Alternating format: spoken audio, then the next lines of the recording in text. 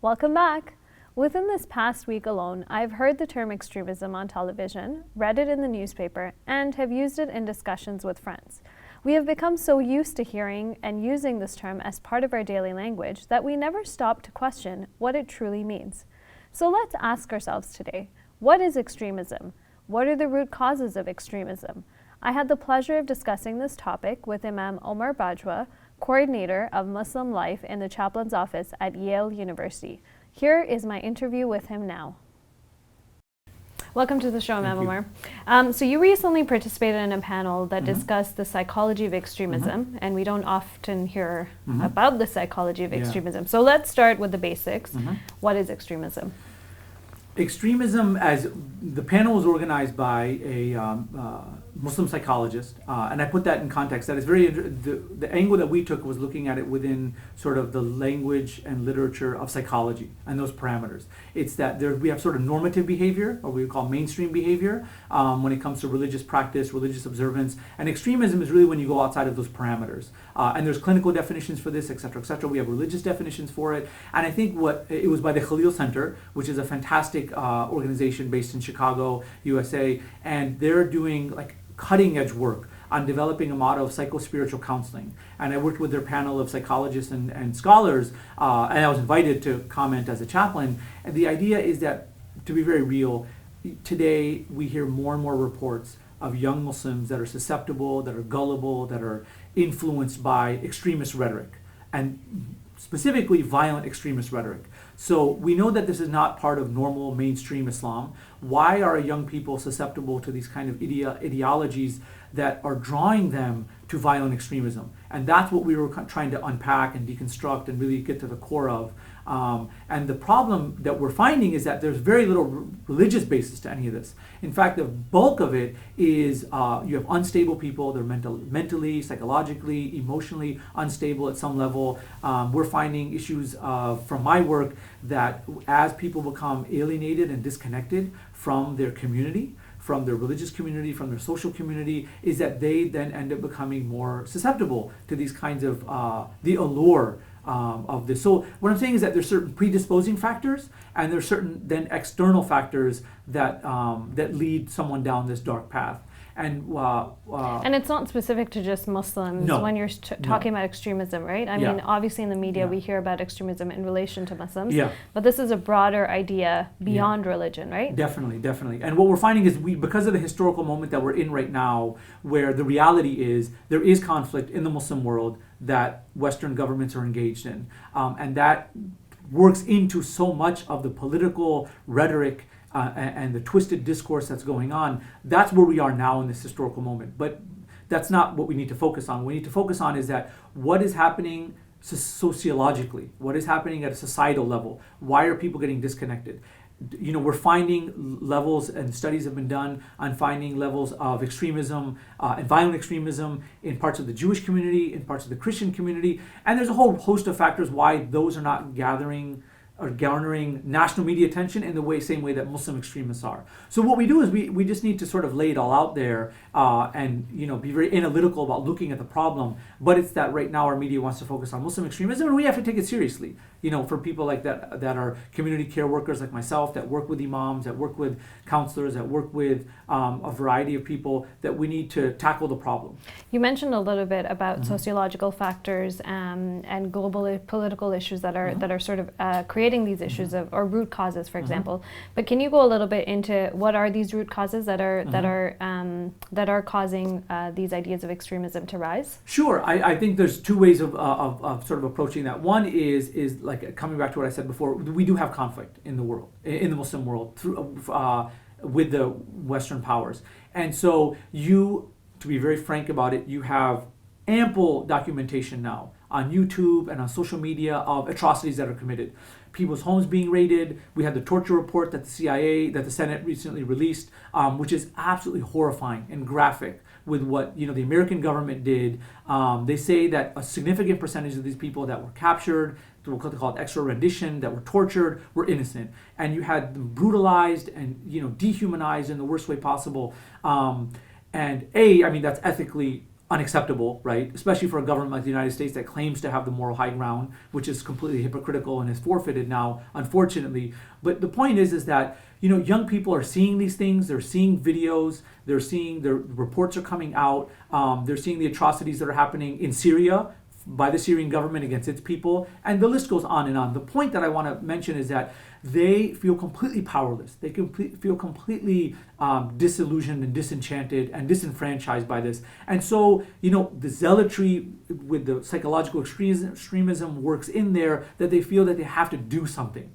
Right, so those are the conditions. That's sort of the toxic recipe or the soup, right? That's out there, that is operating. And then you have people, the ones who sort of decide to act on this. They don't have they have very little proper understanding of Islam. That's first. So they're very susceptible to being misguided with misinterpretations of Islam. That's number one. Number two is they aren't the most stable people anyhow. That's what profiles that come out that we're seeing again and again and again. They don't. And this is specific to not just Muslims, right? Like we've heard cases Yes. where you have non-Muslims Yes. or Muslim converts supposedly that start to do this, Yes. and Yeah. later on the reports that you get are these issues of mental health. So is that one of the psychological factors? Definitely, I definitely think it is. I think that I've read the reports and been on panels and consulted with experts, psychological experts and sociological experts on this, and that's what you find again and again is that there's underlying problems, and those problems are then manifesting in some cases into violent extremism.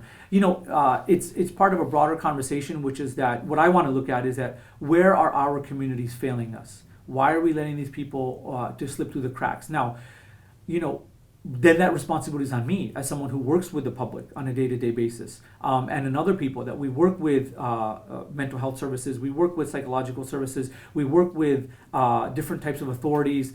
We all want safe, healthy communities. The statistics have borne out, no one has suffered more from violent extremism than Muslim communities.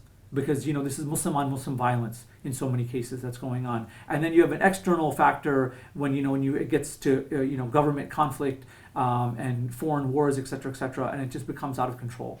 So if there's a psychology of extremism and there are things behind that, what is on the opposite spectrum of trying to be for young people, how can you be a moderate practicing Muslim but not compromising your faith? Like, where is that balance, and how can you work together with non-Muslim communities, because they're still part of the conversation, right? Sure, absolutely. What I would say is, one is to sort of critique the conversation of what it means to be a moderate Muslim. I think it's a fascinating conversation. I don't know if we have time for it right now, but to just say that, to keep thinking about why that language can be potentially harmful and offensive to some Muslims, to say, because there's an agenda behind the idea of, well, who or what is a moderate Muslim. Having said that, my understanding of the question is a fantastic question, is that, what I would say is normal, observant, mainstream Muslims. But what is normal? So That's this the is other great. question, right? Yeah, exactly. So if we go back to the two, fundamental sources in Islam, the Quran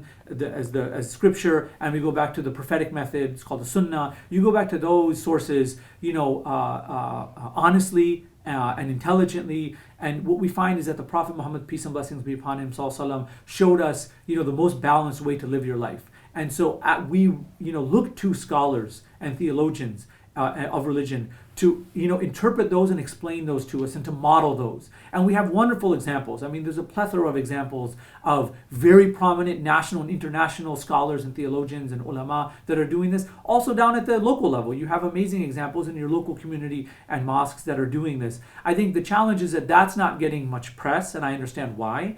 The press that is getting is strident, extremist, marginal voices, right? They're really outliers, and they can be amplified on social media. I mean, that's just a challenge of the world that we live in. But coming back to the question is, I think what we need to do is understand that this is Allah describes Islam and this ummah specifically in the Quran as the balanced way, as the balanced ummah. That it's the middle path. And that's what we need to keep bringing our communities back to, and our individuals understanding back to, is that this is the balanced middle path, and that's the lens that we interpret Islamic history through, that we kind of understand how we need to live our lives. So to make it very real is, there should not be any dissonance between being an observant Muslim, being able to practice, the opportunities and liberties that are afforded to us, in the West and specifically in North America, to practice your faith, and to be a productive member of society, and a citizen of your community and your country, and to contribute to your community, and then also to be comfortable and to have the freedom of expression, freedom of religion, to live your life how you want to, and to live, we want convivial, congenial coexistence with our neighbors, with Muslim neighbors, with non-Muslim neighbors, etc., etc. And I think that, from my understanding, what I've learned from my teachers, that's what I've studied academically, that's what I've studied in a traditional setting from my Islamic teachers as well, is really that's the message of the Quran and the Sunnah that has been taught and transmitted down to us. And it's unfortunate that there's been periods where that's been tampered with, right? Any lasting words of advice for young Muslims and non-Muslims who are watching the show? Because we hear this terminology, right? We should take a balanced approach. We should go back to the scriptures. But what does that practically look like in living in this day and age when it seems like, extremism is it on the rise? And I guess two loaded questions for you. No, they're fantastic questions, very big questions, and to do justice to them in a sort of a very brief way at the end is ultimately, I think the responsibility is on us to learn Islam. I think that so many of the problems that we have out there are because of a lack of understanding of Islam properly, and so. We've all heard this, that the first words of the Quran that were revealed to the Prophet Muhammad, peace be upon him, was Iqra, which was read. It was a command. Educate yourself, learn,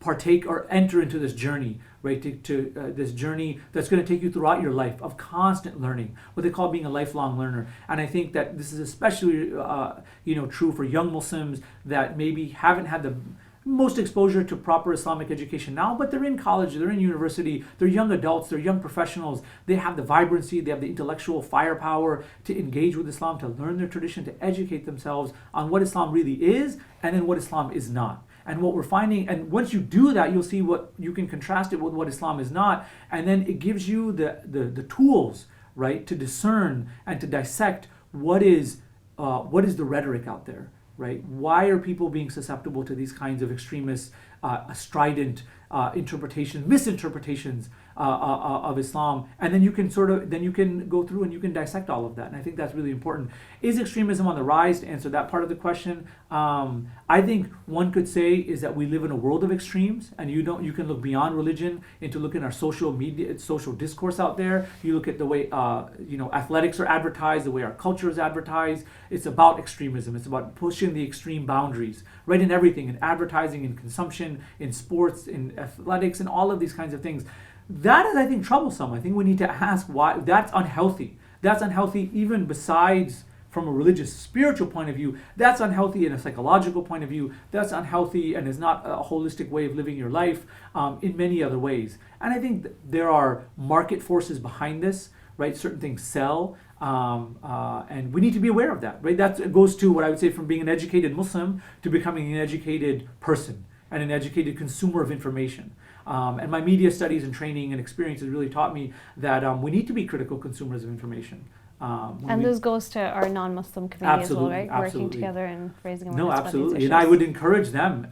You have amazing resources. There's so much written about Islam right now. I mean, some of it, unfortunately, is misinformation as well. But you have so many wonderful resources about Islam out there. And to engage with Muslims. I mean, the best way about finding about someone's way of life and about how they interpret it and they live their life, right? Muslims are living, breathing people that are struggling with many of the things that other people are struggling with in today's world. And to engage on that human-to-human level, I think can do extraordinary things. I'm sure we can talk about this for like a couple of hours, yes, but that's all the time we have. So thank you very much. Thank you.